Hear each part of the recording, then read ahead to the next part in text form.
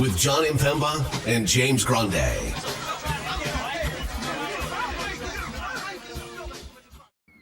What's going on, everybody? Jon Impemba here with James Grande. Welcome into the Fantasy Alarm NBA DFS Playbook Show. We got 13 games here on a Friday. It is Listener League Day through the link to our Listener League in the chat here. So if you haven't yet already signed up, $5 over on DraftKings. If we get up to 25 entries here today, James will gift somebody a Fantasy Alarm hat. We got to get 25 of you in today's contest. We're about halfway there right now. Fell a couple of people short last Friday for the Listener League contest. So some incentive for you guys to come play with us. Again, we get nothing from you all joining this Listener League. You just get to compete against us. But the winner of tonight's Listener League, if we get 25 entries, will get a Fantasy Alarm hat. This one right here that I'm wearing currently. James, how are we doing? Happy Friday. Listener League Friday, as you just alluded to. And unfortunately, probably not going to be giving out the hat this week because I'm going to be taking down the tournament, but everyone else can try to win the hat. And I'll appreciate you win yourself a hat. I win myself a hat. I'll buy myself a hat, and then I will mark that down on the old on the old tax write-offs afterwards. But yeah, it's an interesting 13-game slate. There has not been a ton of news. Obviously, the Trae Young piece, the Trae Young domino fell in the middle of the day. Yeah. And then the Orlando news fell in the middle of the day. And it's just kind of been stagnant since then. Chris Paul being questionable, midday questionable, is interesting. Sure. We've talked a lot about Steph Curry and his production this year with Chris Paul in and out of the lineup in terms of at least an assist ceiling for him here. So matchup against OKC, if there's no Chris Paul, maybe a boost to Steph Curry here this evening. True. That is a fair point for sure. But yeah, other than that, like we're just kind of awaiting a few things here and there. Portland news, Evan Mobley news is probably the biggest one we're waiting on. Yeah. Still, right? Yep. Evan Mobley, Mark Williams, and Malcolm Brogdon, probably the three. Probably the only three. Like, there's obviously midday down, or like last second scratches or whatever. But right. For the most part, we got the Utah news early. We got the Trae Young news early. We had the Phoenix news yesterday. So for the most part, everything we got. And we have 13 games. A few of them are really appealing. One of them much less appealing now. I mean, that Atlanta-Philly game that opened at 241.5. 235 is nothing to scoff at, but like, is Trae Young, now Atlanta on the road in Philly without Trae Young is obviously a different scenario than it was with Trae Young. Philly was a 7-point home favorite. Now it's a 9-point home favorite. So yeah, certainly lines moving in the different directions. Some higher lines today in general. I mean, Orlando's a 10.5-point home favorite. Boston now up to an 8-point home favorite here. Brooklyn is a 9.5 home favorite over Washington. Denver, a 9-point home favorite over Houston. Utah is a 7.5-point home dog. Portland's an 8.5-point home dog. So, some spreads on the higher end of the line here today.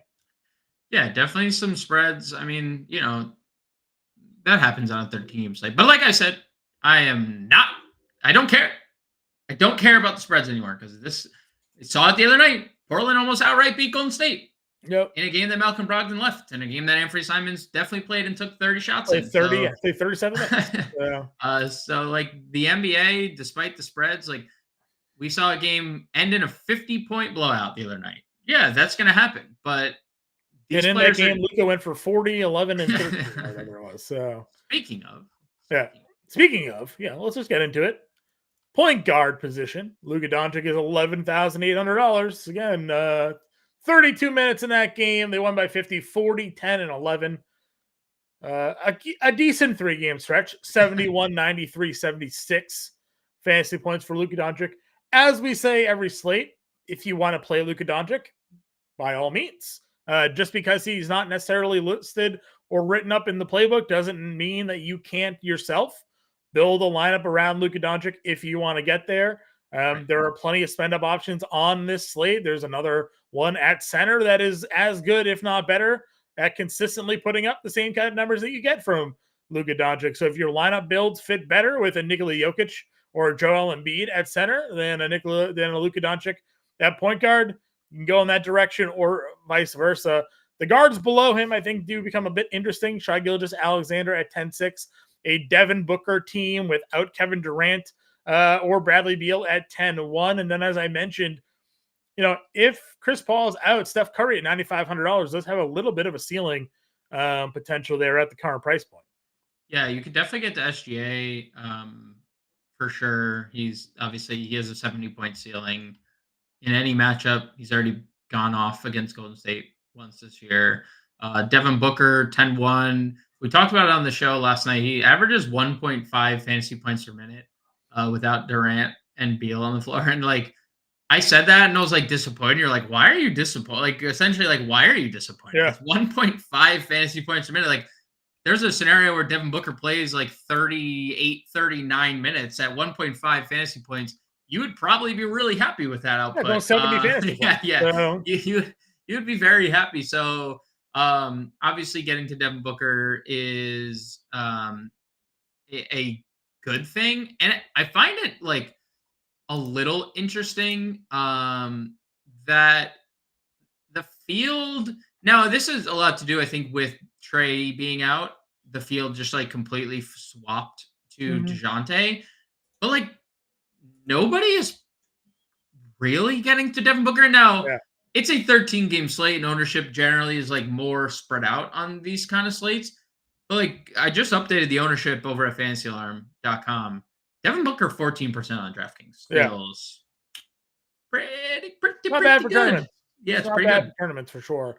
Then I mentioned Steph against OKC in 2 games, averaging almost 48 fantasy points per game as it is. Again, some of those games included Chris Paul in there. He had a 55 fantasy point game, 38-7 in 31 minutes. And then their most recent matchup was the overtime game, 25-7-3. So again, if you want to go Steph, he had an 11 assist, 8-6-6. These were games that didn't have Chris Paul in them. So 50 plus fantasy points at $9,500 in a matchup that is high scoring and close. I don't mind that now as a little bit of a tournament pivot.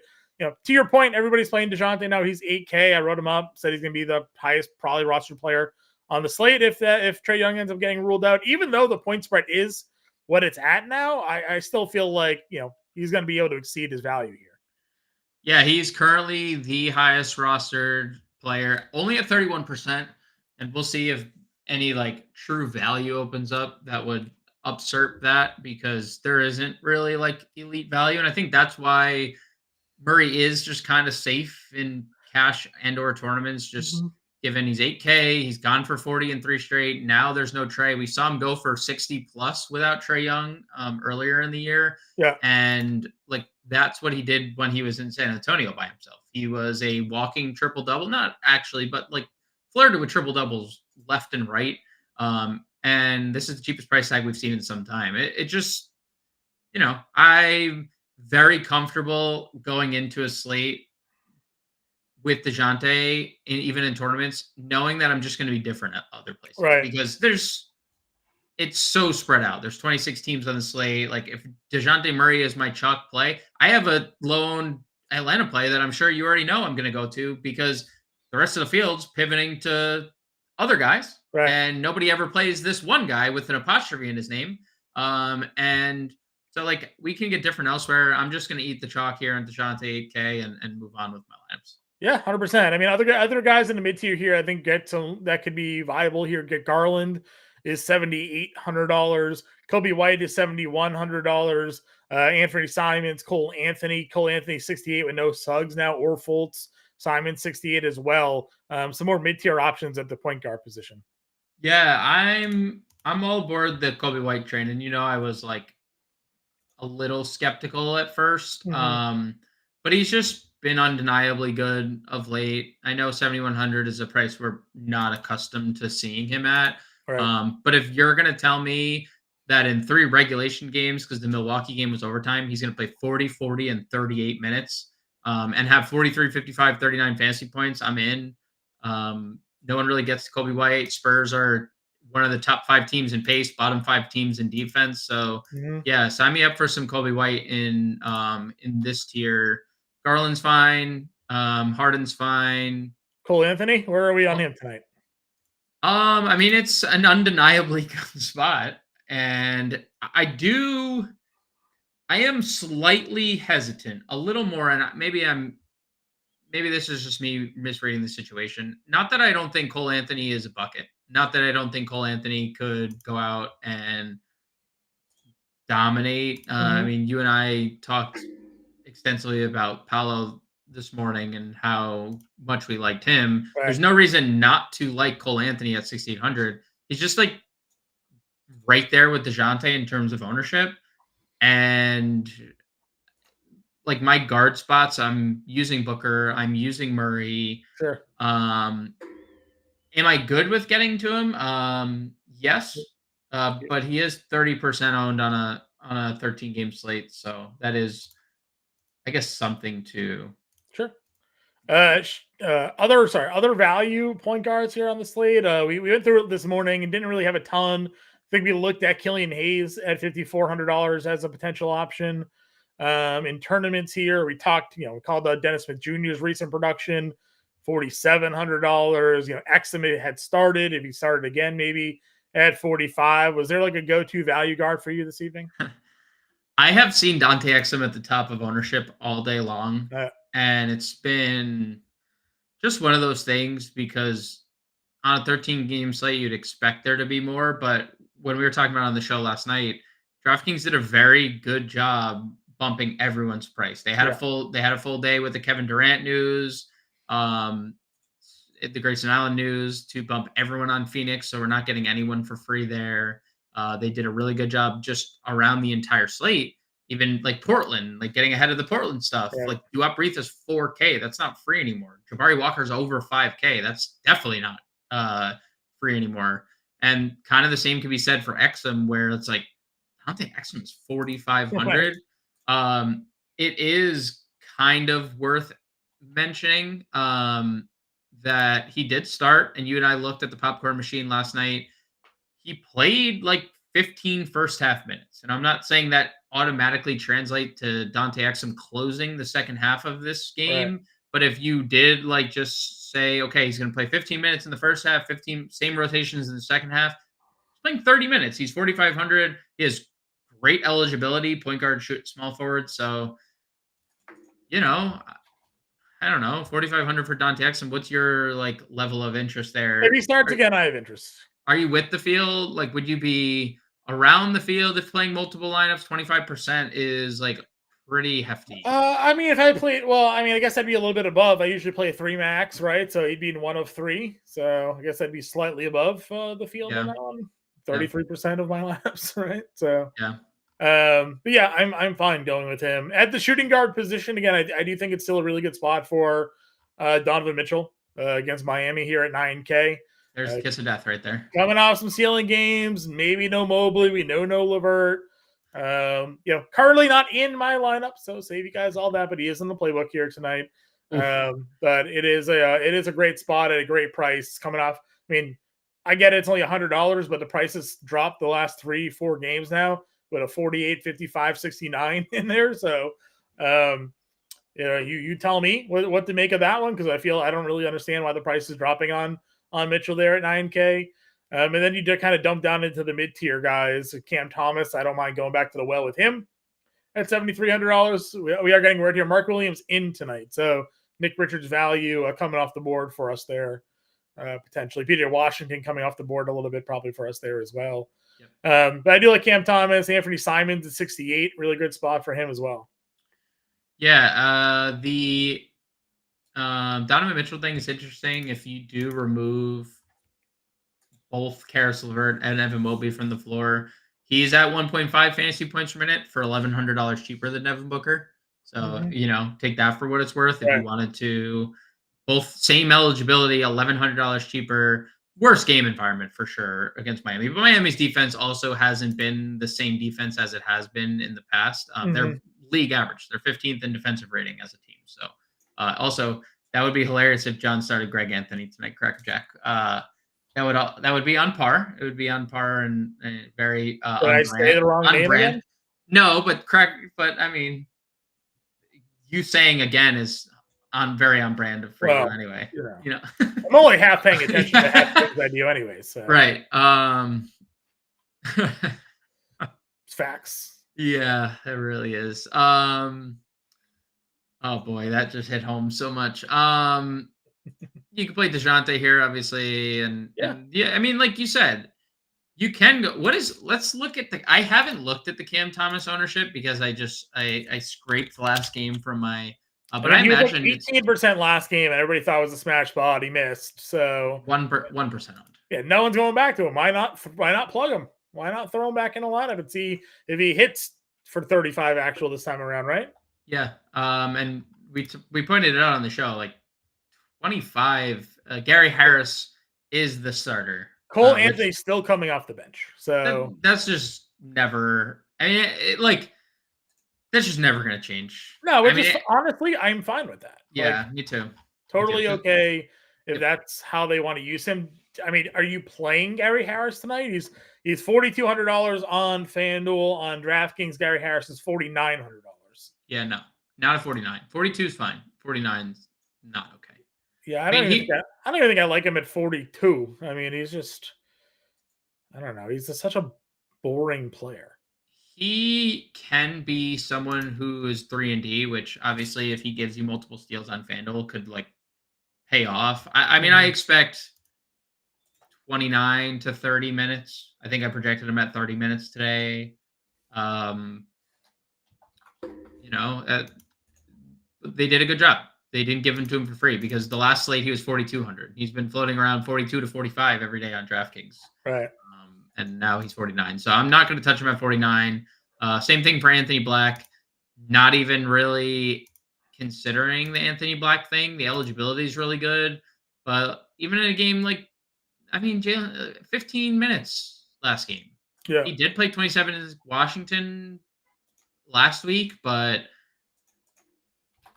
no thanks.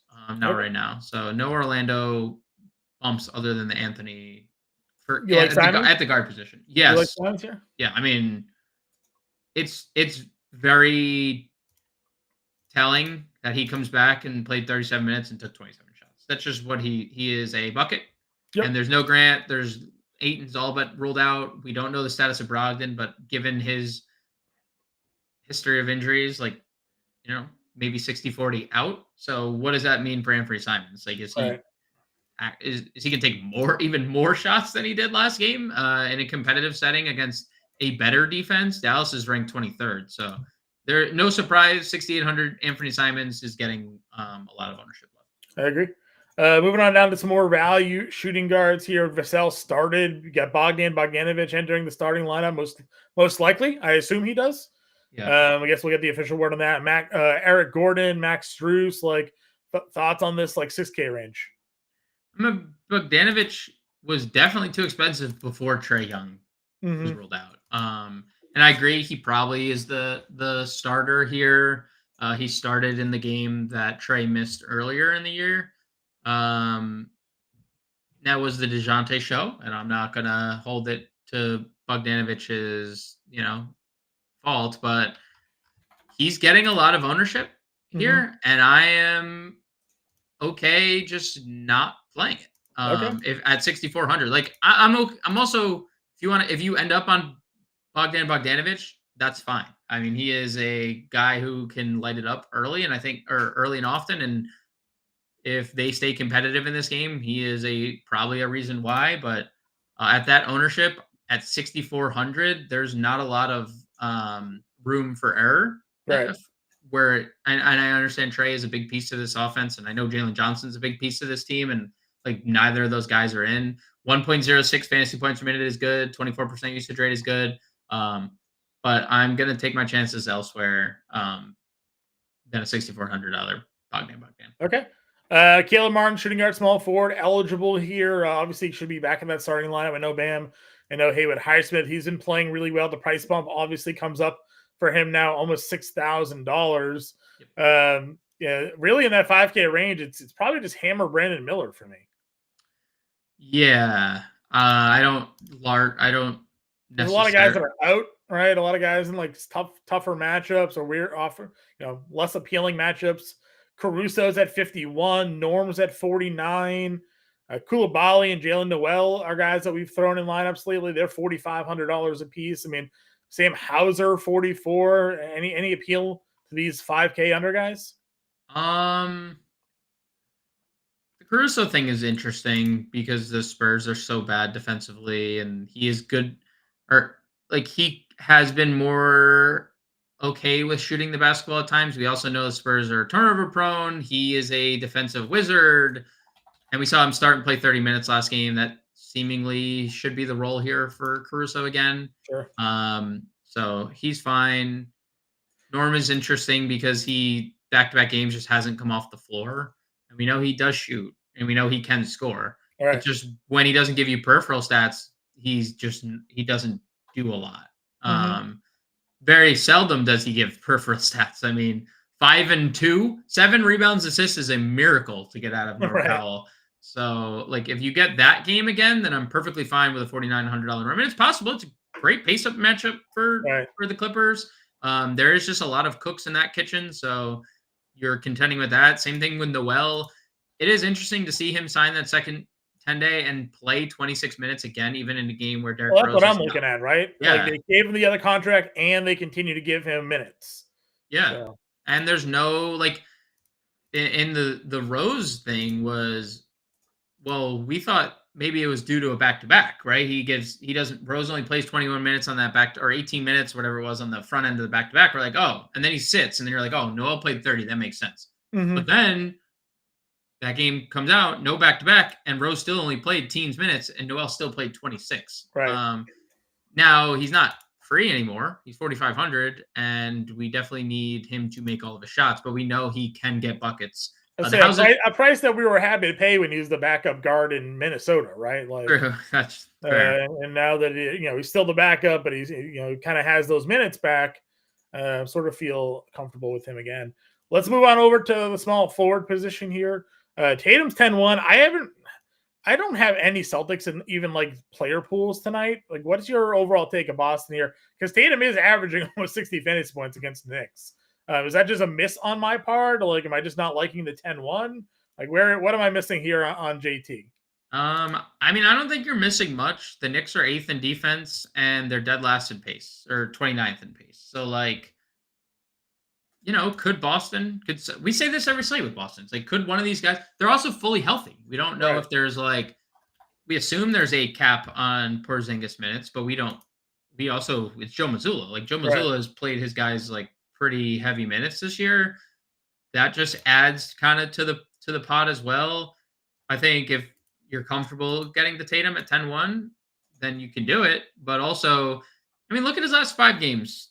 Again, there is a ceiling. Jason Tatum has a ceiling, but only twice he's got over 40 fantasy points. Right. Man, he's gotten like pretty good outings in the other 2, but are you passing up an opportunity to play Devin Booker at the same price in a better game environment without anybody else to play Tatum? Are you, not playing one of the centers to play Tatum? Like, it's just one of those slates. Like, you'll get him 1% if you want to play Jason. That's like your leverage, right? You get one of those Monday night in Charlotte games, John, but it's Friday night in Boston. Tatum, then against the Knicks. Yeah, I mean, you'll get him at 1%. So that's your tournament leverage. But I think if you're not playing 20 to 150 lineups, you're probably not getting to much Celtics in general, not just Tatum.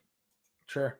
Dennis Smith Jr. now questionable as we get some more late news there. Take DSJ off the floor for the Nets, and what happens, right? That's kind of good for Cam Thomas. Well, I was thinking like Cam Thomas too, because he could just operate as the backup point guard, like officially the backup point guard, because they have used him on ball at times this year as well, like a lot. So I think that only helps Cam Thomas if DSJ's out. So that would not be the worst thing if you wanted to play Cam Thomas. Okay, we got buckets here, $9,300. Obviously, kind of a floor game against the Toronto. 2 ceiling games against the Pacers. Had that game against Cleveland down here again. Didn't do too much with it. 28 minutes. They won by 30 in that game here. But obviously, he can fill the stat sheet. As I said a bunch of times on the show this morning, someone on Toronto is going to have a big game against Charlotte. Yeah, yes. It's either going to be Scotty Barnes or Pascal Siakam. Both of them are in the player pool. Both, listed out in the playbook here. If you had a lean of Barnes versus Siakam tonight, which way are you going? I mean, Siakam for the price, but just looking through, not a soul's playing Scotty Barnes. So, That's what I'm like, saying. if you wanted to like get a definitive lean, looking what Siakam is right now, 8%. Like, there's leverage on both, but Scotty Barnes is 1% projected roster. Like, if you want to take a shot on an elite matchup, Doesn't it on feel a, weird to see Charlotte in like a low game total? Like usually they're in these high game total games. It's only 221. It opened at 223. I don't know. so they have John, like, and I think this might be correlated to LaMelo.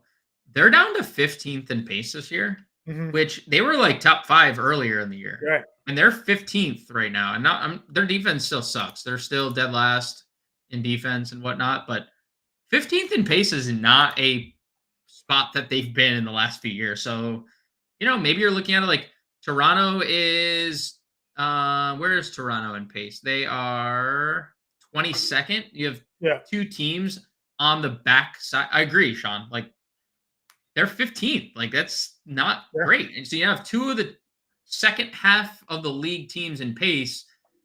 It is weird to see, but maybe that's kind of what it is, because Toronto also 13th in defense, so top half of the league there. So Yeah. I don't know. I mean, I do agree that one of Barnes and Siakam likely goes off. I'd rather play the Siakam side, but 1% Scotty Barnes, point guard, small forward. We just saw 2 games ago, 58. When he makes his shots, he has an insanely high ceiling, but like, he's also not as efficient as he was earlier in the year. Yeah, like I was saying, one of these two are going to go for 50 plus at 8K tonight. Yep. So you got to figure out which one's which. We like DeRozan Yep. at $8,400. Keldon's at 73 is a really nice price tag as well. They finally switched up the positional for our guy Bojan here, small forward, power forward, because that's what he's Weird. always been. Weird. Tougher matchup against Orlando here. Probably unlikely to get 7 assists and 3 steals again. Fine if you want to go there, maybe a cash game spot, maybe not the tournament upside that we're looking for here this evening. Where do we want to go? DeAndre Hunter. That's what I've been trying to find my way through. Yep. Talk to us about DeAndre Hunter here tonight, James. So, like, again, like, you look at Atlanta in general, in terms of, you want to just look at ownership and you want to look at numbers. Everyone's playing Murray, as we mentioned, but everyone's playing Sadiq Bey, who's power forward only on DraftKings. Everyone's playing Bojan Bogdanovic, who's shooting guard, small forward, so good eligibility. Everyone's playing Clint Capella and Onyeka Ngakwu. Nobody's playing DeAndre Hunter. And I get it. If you look at the last few games DeAndre Hunter's had, it's been a little underwhelming, 22, 16, 24, 26. But I've mentioned it like a bunch of times. There's been a lot of circumstances within those 4 games where DeAndre Hunter gets in a blowout, he fouls out. He wasn't great in the Brooklyn game. Fine. But there's no Trae Young. When you look at, without Trae Young, Jalen Johnson, only AJ Griffin has a bigger usage bump than DeAndre Hunter, and that is including DeJounte Murray in this. And AJ Griffin's only played 51 minutes over that span. So realistically, DeAndre Hunter with like 3x the time then is the leader in usage bump. I threw Garrett Matthews as a write down in the roster lock update section. He's a guy that's been like kind of getting in their rotation a little bit lately. I mean, if you're going to move, Bogdan into the starting lineup, they're going to need a swingman to sort of step up. It's been Matthews, or it's been like Griffin, the two guys kind of like playing 12 to 14 minutes, right? Like, Garrison Matthews, we've seen play minutes in this league before, could very well be a guy that now gets to 20 minutes tonight. I would also be worried it would be the other Matthews, because they're also giving Wesley Matthews like let's hope for the shooter and not the man that does nothing but play. I guess he's a 3-and-D. I don't know. What is Wesley Matthews? He was. I mean, when he was in Portland, that was why he got like a contract outside, and like he was like a highly sought after guy. And then, was he the player that refused to shoot a 3 because he had like the contract bonus if his 3-point percentage was above a certain amount? Do you remember what I'm talking about there? Maybe there's a player on Portland. I forget who it was, but if he shot like above like 38% from 3 or something like that, he got a bonus. Respect. Or maybe it was Aaron Afalo. Might have been Aaron Afalo. I forget. Aaron Afalo. Look it up though. There's a I feel like it was a Blazers player that had a 3-point percentage bonus in his contract, and he wouldn't shoot threes in the final day of the season because he didn't want to fall below it. So I respect that. I respect that move for the money. I mean, that's a money move, dude. Yeah. Shout out Aaron Aflalo, ex UCLA and Orlando Magic. Great. When you've been doing this as long as we have, James, we've seen quite a few players roll through this league. We sure have. Wait until April. Can't wait. What's the Dan Turkoglu doing these days? Just one more DeAndre Hunter note. 24% usage rate compared to the Sadiq Bey 19. I round up to 20%. So just we're getting 1.5x less ownership on DeAndre Hunter, who has multi-position eligibility and has shown a higher ceiling than Sadiq Bey this year. Just throwing that out there for tournaments if you want to be different. I think DeAndre Hunter is the way. Sadiq Bey, great cash game play. Bogdan, great cash game play, but I think Hunter is the tournament. Breaking baseball news: Tyler O'Neill just traded to the Red Sox. Wow, that's your Shohei Ohtani. The arms race has begun in the AL East. Congrats. John Morosi also saying his sources are indicating Ohtani on his way to Toronto. So we'll see if that news drops while we're doing about it. Well, I'm also seeing, and take this with a grain of salt because Nightingale. Nightingale's also reporting that Ohtani is at his home in Southern California. Nightingale doesn't know where he is. No, that's fair. Touche. That guy arson judge on his way to San Francisco. Was it Mo Harkless? It could have been Mo Harkless, Mark. I mean, I'm surprised Mo Harkless ever had bonus incentives to begin with. That's probably true. All right, what other small forwards here? Pat Williams starts, fine at 5,200. We mentioned Exum, another guy who is what he is. He has good eligibility. John, what do you make of and I guess this is more relevant now because Chris Paul news. What do you make of Moses Madi? Moses Madi? Moses Madi. Is it him? Is it Podzinski? Like who gets it? Well, the minutes have been super awesome. 28. I know one of them was a start. And there was no Wiggins and no Paul, right? So, but then there was Wiggins and Paul in Portland. True. Both of those guys played, and he still played 26 minutes. Kevon Looney, done. Played 16 minutes. And no Gary Payton too, right? And no Gary Payton. It's just one of those things where Podzinski played 20, Moses Moody played 26, and now there's potentially no Chris Paul. You assume what is their backup point guard? Podzinski is now shifting to their backup point guard. So now does that open more Moses Moody off the bench too, right? Does that even give him more leeway at the 2, at the 3?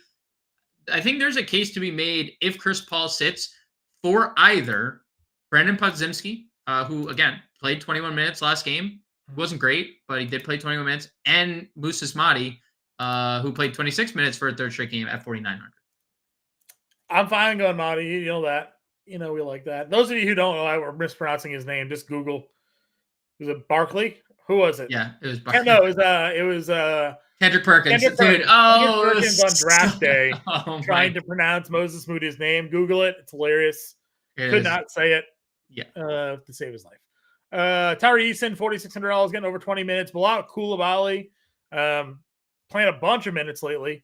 Yep. Was chalky last on Wednesday. Came through for fantasy managers there. $4,500 again for him here. Sam Hauser keeps kind of scoring. We don't know who's going to start for Phoenix, but it's going to be Little or Kogi or somebody here. So there is going to be some small forward value on the slate. I think we could find ourselves getting to here. The field thinks that it's going to be KBD. Okay. Power forward. Oh, no, you're a small forward. Because nobody's playing Nasir Little. Nobody's playing Josh Okogie. Okay. I think, and I said it on the show last night. They have 2 open spots with Grayson Allen and Durant out. So they do. And you and I were kind of trying to theorize what it was going to be because it's Gordon Booker. Nurk. And then Okogie has, but they've all started all three of those guys, Okogie, KBD, Little, have started before. Mhm. So unfortunately, 9 o'clock game. At least it's not a 10 o'clock game. That's fine, right? 9 o'clock. You still have 2 games after another Denver Houston game at that time. So like you can play around with your lineup and pivot if you need, but it's a little bleak not knowing. It's a little bleak, just like everyone other than Booker and Nurkic, really, in terms of like fantasy production. Like Jordan Goodwin's good. Could they start? We didn't even talk about the Jordan Goodwin. Like he could we talked about start it a this morning. My like hypothetical starting lineup was Goodwin, Booker, Gordon, with either Okogie, Little, KBD, and then Nurkic there. So like, I'm trying to let's look up to see. Okogie 0.93 fantasy points per minute. Goodwin. I mean, this is just a mess because they're all the same. Okogie 0.93, Goodwin 0.92, KBD 0.9, Nasir Little 0.87. Figure that one out. That they're all like the same fantasy producer. yeah, Someone's getting 30 minutes tonight. One of them. it's true. Power forward position here. Towns, Wemby, your top 2 price guys that we haven't discussed yet. I always like Wembanyama. Price even came down on him a little bit here. It was 9K the other day against Minnesota. The appeal to him in GPPs is just going to always be there for me. Agreed. Especially if the game can stay competitive. They're home. Yeah, they're healthy. 100%. Boncaro, cover of our show this morning, $8,300. We clipped our little segment there for him. Dude's been a monster. Great price still at 83. They're just not moving him. You have him, Siakam. We talked about DeRozan already. Miles Bridges here at 79. Some good plays here in this tier.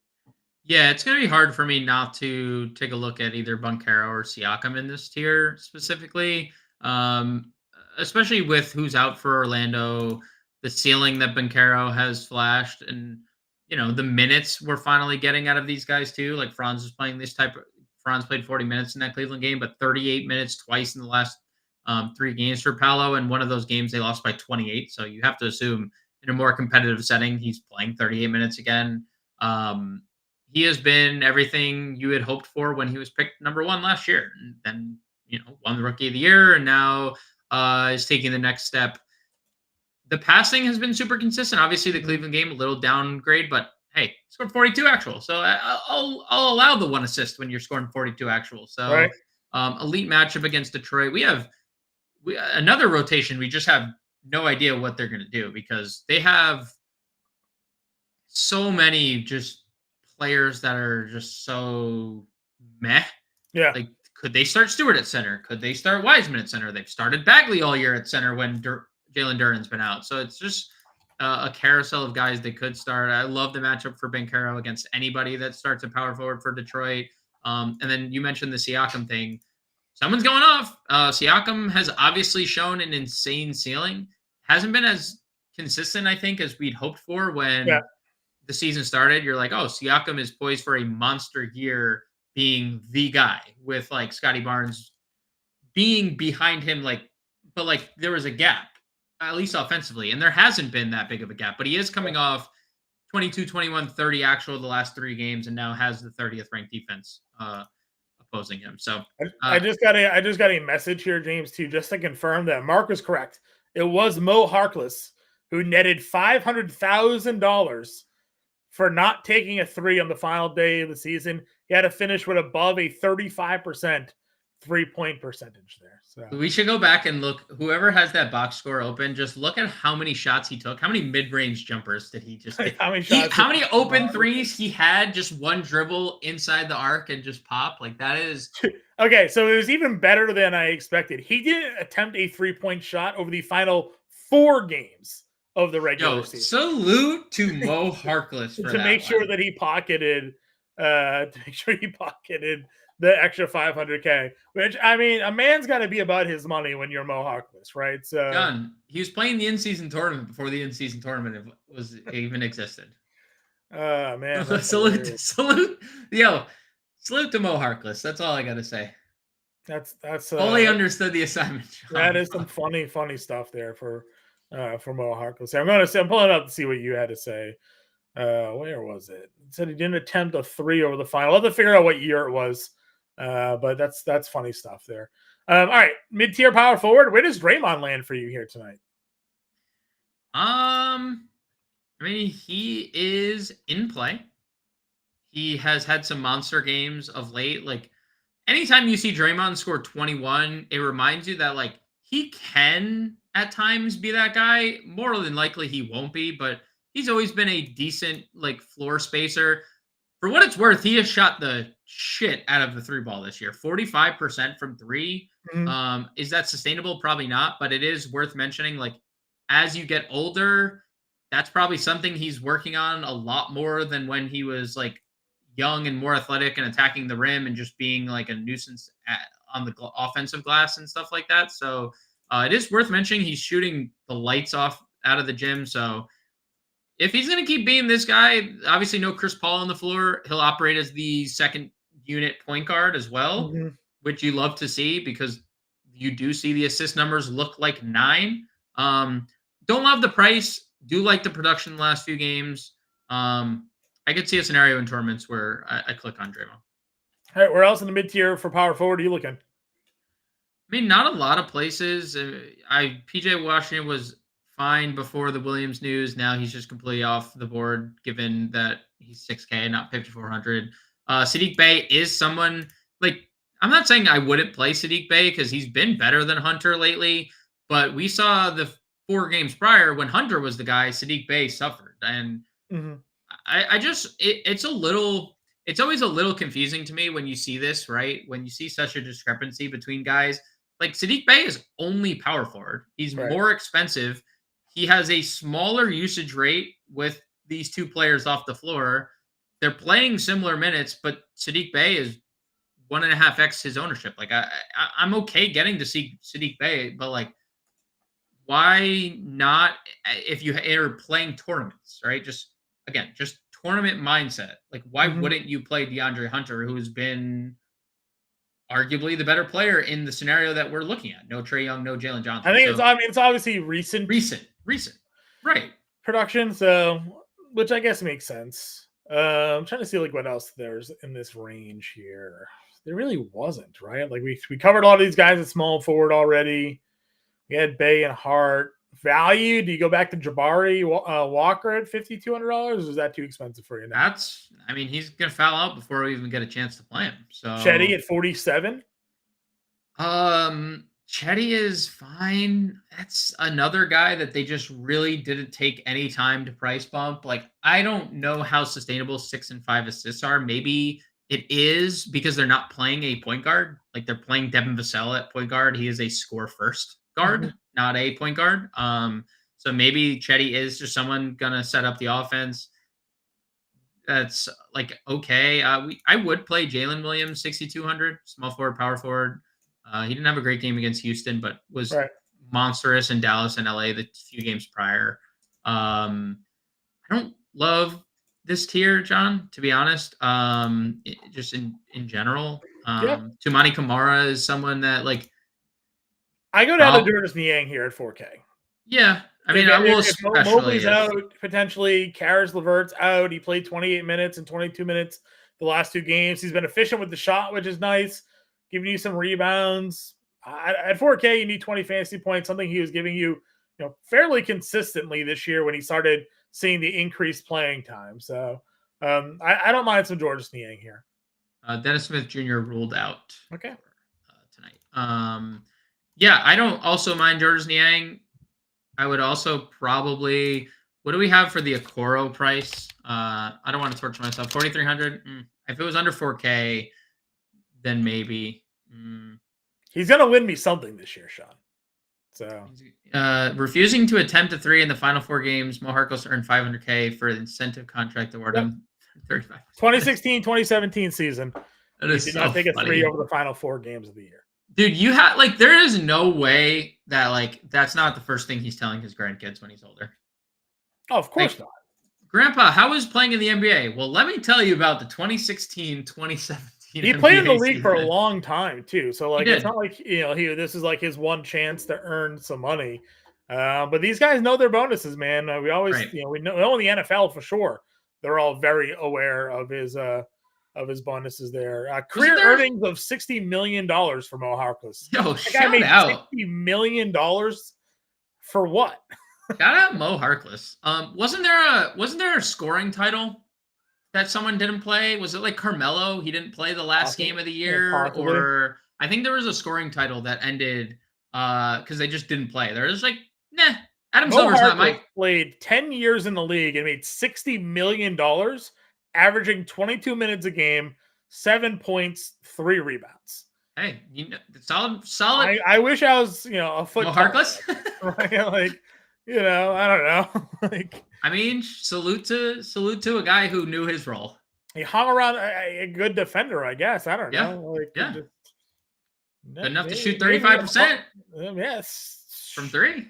Yeah, 32% for his career though. So that year, he spent 10 years in the league and took 7.7 shots per game. So, anyways, enough Mo Harkless talk here. Let's figure our way over to the center position with some non-Mo Harkless players like Nikola Jokic, Joel Embiid, talent of the league here. Quite good. We talked about it in the past slates. There had been a big price discrepancy between Joker and Embiid, so we just kind of went the Embiid route.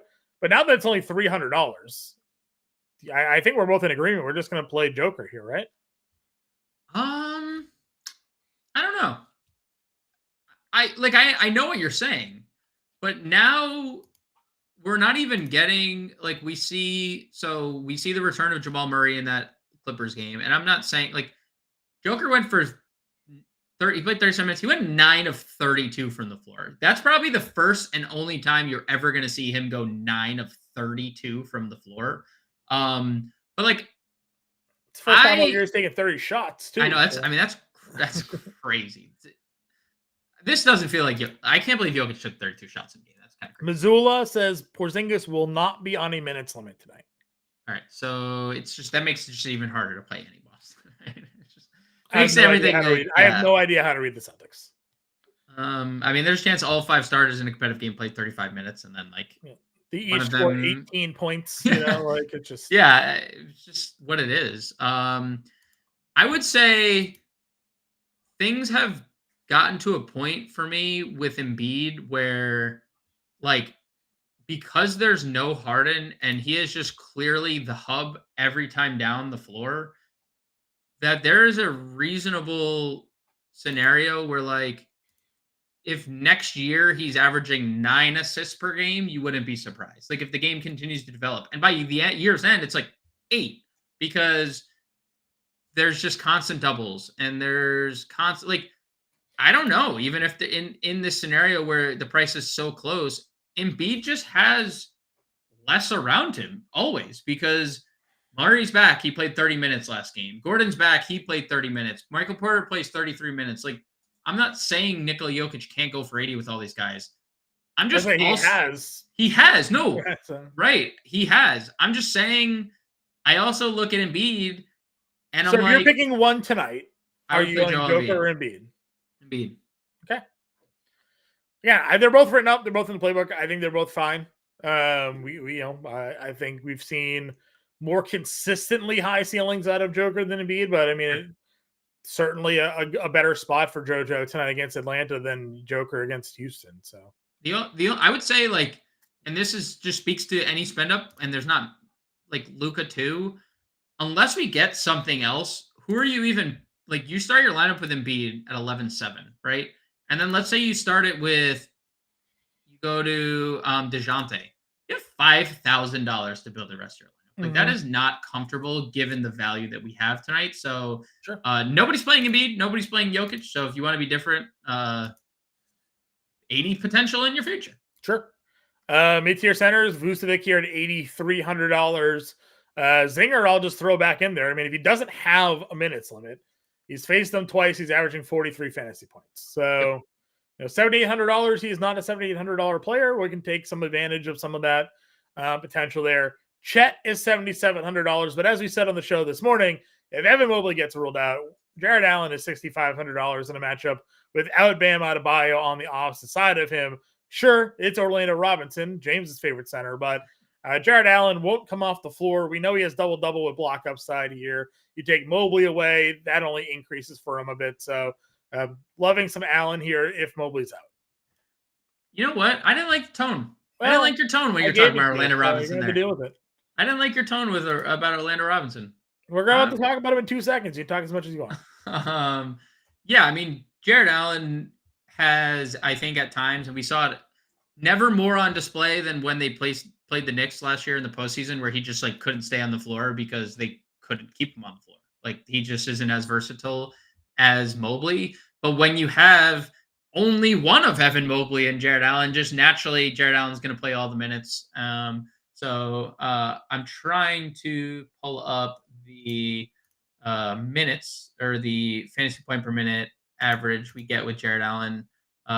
Over a fantasy point per minute this year, 21% usage rate without Mobley on the floor is pretty good. So yeah, and that's with Mobley and LeVert. So I would really like the Jared Allen 6,500. Mid tier is kind of interesting because the field.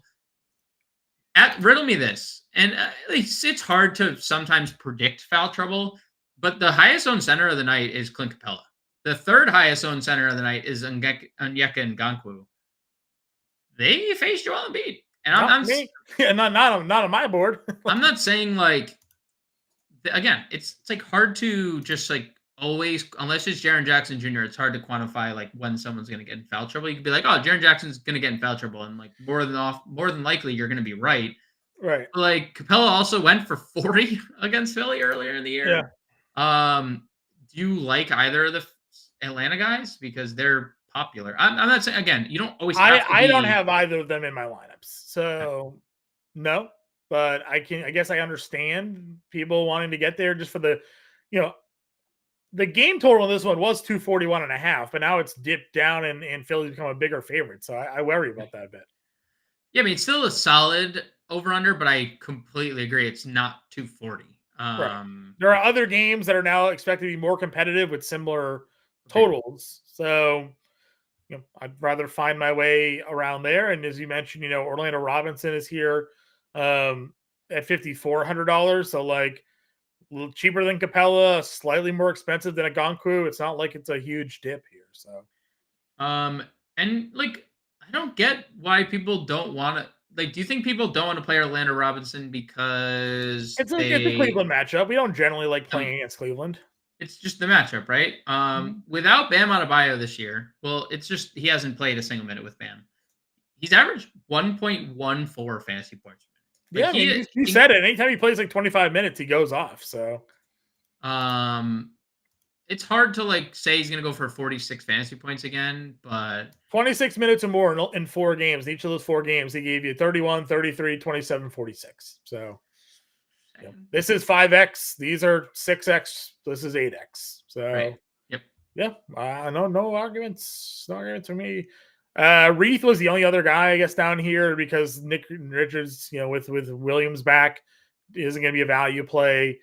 Reith is 4K. He played 22 minutes. He had 5 fouls. If you want to get there, you can. He's a value center. I think possibly using Reith is in your util today isn't the worst idea because that's your late night window. Mm-hmm. And we do kind of want to know what the Phoenix starting lineup is going to look like. And sure. Like that could just be a pivot because you'll know the Phoenix starting lineup obviously an hour before that game.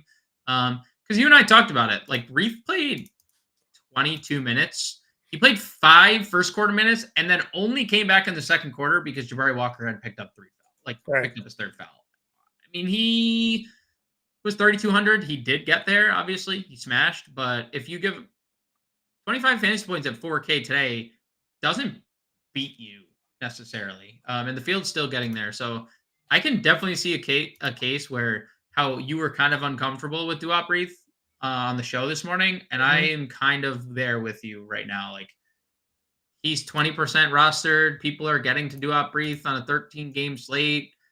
And it's not 3,200 anymore. It's $4,000. So I can see a scenario why you would want to fade. Yeah. Anybody else for you at center today? Not that I currently see. Obviously, wait and see what happens with Detroit. Wait and see. I mean, Orlando has 2 centers without Jonathan Isaac that you could possibly potentially Right. play. So the centers in that game in general, because we don't know what Detroit's going to do.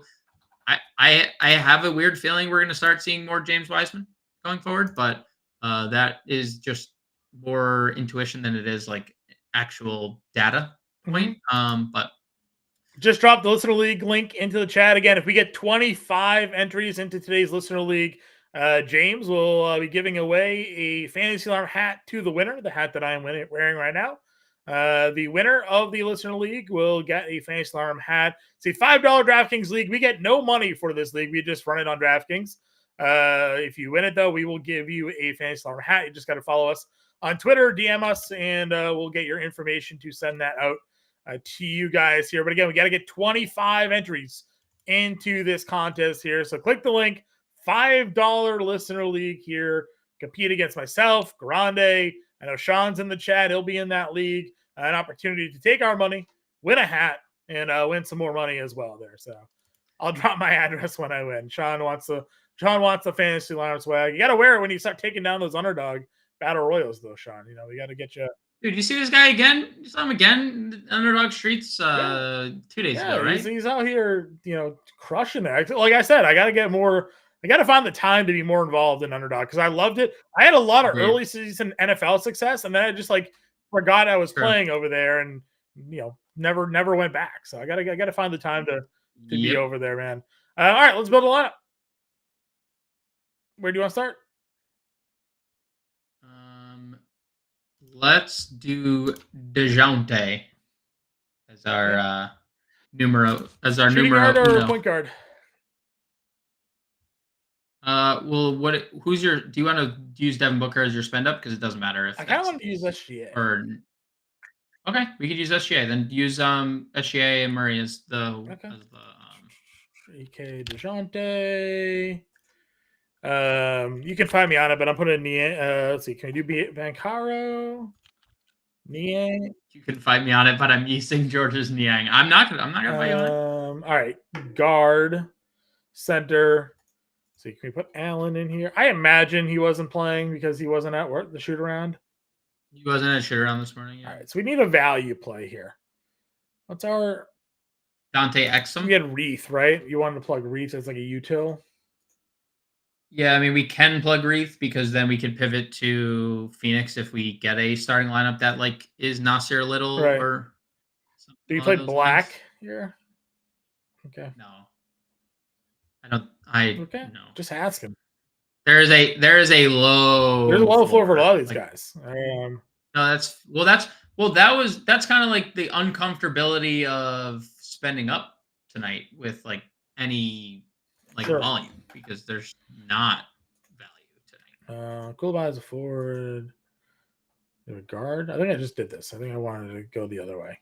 Gary Trent's down to 4,100. They're just not playing him anymore. He is popular. That's not a bad plug. He is getting for a tournament play. $4,100 Gary Trent to fit that lineup build. It's not terrible. Gary Trent could go out there and hit 5 threes in 25 minutes and get you 2 rebounds, 2 steals, and would not surprise me in the slightest bit.